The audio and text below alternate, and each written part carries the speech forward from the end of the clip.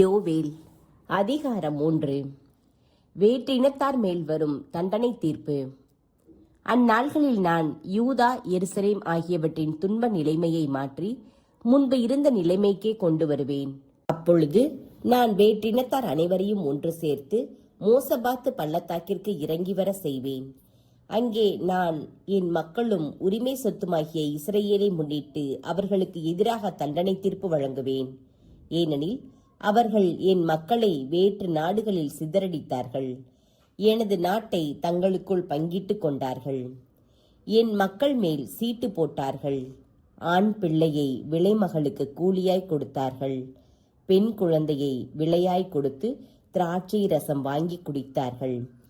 தீர் சீதோன் நகரங்களே, பெலிஸ்தியா நாட்டின் அனைத்து பகுதிகளே, எனக்கும் உங்களுக்கும் என்ன வழக்கு? என்னை முற்றிலுமாக பழிவாங்குவது உங்கள் எண்ணமோ? அவ்வாறு நீங்கள் பழிவாங்கினால் நான் காலம் தாழ்த்தாமல் நீங்கள் செய்ததையே உங்கள் தலைக்கு மேல் வெகு விரைவில் விழ செய்வேன். நீங்கள் என் பொன்னையும் வெள்ளியையும் எடுத்துக்கொண்டீர்கள். விலை உயர்ந்த பொருள்களை உங்கள் அரண்மனைகளுக்கு அள்ளிக்கொண்டு போனீர்கள். யூதாவின் மைந்தரையும் எருசலேமின் மக்களையும் கிரேக்கரிடம் விற்றுவிட்டீர்கள். இவ்வாறு அவர்கள் தங்கள் நாட்டை விட்டு வெகு தொலைவிற்கு போக செய்தீர்கள். நீங்கள் விற்றுவிட்ட இடத்திலிருந்து அவர்களை இப்பொழுதே கிளர்ந்தெழ செய்வேன். நீங்கள் செய்த கொடுமையை உங்கள் தலைமேலேயே விழ செய்வேன். உங்கள் புதல்வரையும் புதல்வியரையும் யூதா மக்களிடமே விற்றுவிடுவேன். யூதா மக்களோ அவர்களை தொலைநாட்டவரான செபாயரிடம் விற்றுவிடுவார்கள். இதை கூறுவது ஆண்டவரே. வேற்றினத்தாரிடையே இதை பறைசாற்றுங்கள். போருக்கு நாள் குறித்து போர் வீரர்களை கிளர்ந்தெழ செய்யுங்கள். படை வீரர்கள் அனைவரும் திரண்டு வந்து போருக்கு கிளம்பட்டும். உங்கள் கலப்பை கொழுவை போர் வாளாக அடித்து கொள்ளுங்கள்.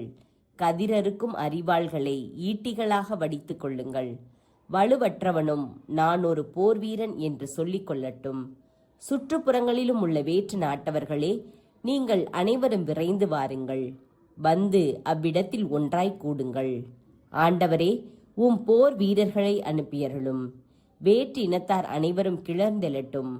கிளர்ந்தெழுந்து மோசபாத்து பள்ளத்தாக்கிற்கு வந்து சேரட்டும். ஏனெனில் சுற்றுப்புறத்து வேற்றினத்தார் அனைவருக்கும் தீர்ப்பு வழங்க நான் அங்கே அமர்ந்திருப்பேன். அரிவாளை எடுத்து அருங்கள். பயிர் முற்றிவிட்டது. திராட்சை பழங்களை மிதித்து பிழையுங்கள். ஏனெனில் ஆலை நிரம்பி தொட்டிகள் பொங்கி வழிகின்றன. அவர்கள் செய்த கொடுமை மிக பெரிது. திரள் திரளாய் மக்கட்கூட்டம் தீர்ப்பு வழங்கும் பள்ளத்தாக்கில் திரண்டு கொண்டிருக்கிறது. ஏனெனில் ஆண்டவரின் நாள் அப்பள்ளத்தாக்கை நெருங்கி வந்துவிட்டது. கதிரவனும் நிலவும் இருளடைகின்றன. விண்மீன்கள் ஒளியை இழக்கின்றன. ஆண்டவர் தம் மக்களுக்கு ஆசி வழங்குவார். சீயோனில் இருந்து ஆண்டவர் கர்ச்சனை செய்கின்றார். எருசலேமில் இருந்து அவர் முழங்குகின்றார். விண்ணும் மண்ணும் அதிர்கின்றன. ஆயினும் ஆண்டவரே தம் மக்களுக்கு புகலிடம், இஸ்ரவேலருக்கு அரணும் அவரே. நானே உங்கள் கடவுளாகிய ஆண்டவர் என்றும் நான் என் திருமலையாகிய சீயோனில் குடியிருக்கிறேன் என்றும் அப்பொழுது நீங்கள் அறிவீர்கள். எருசலேம் தூயதாயிருக்கும். அந்நியர் இனிமேல் அதை கடந்து செல்ல மாட்டார்கள்.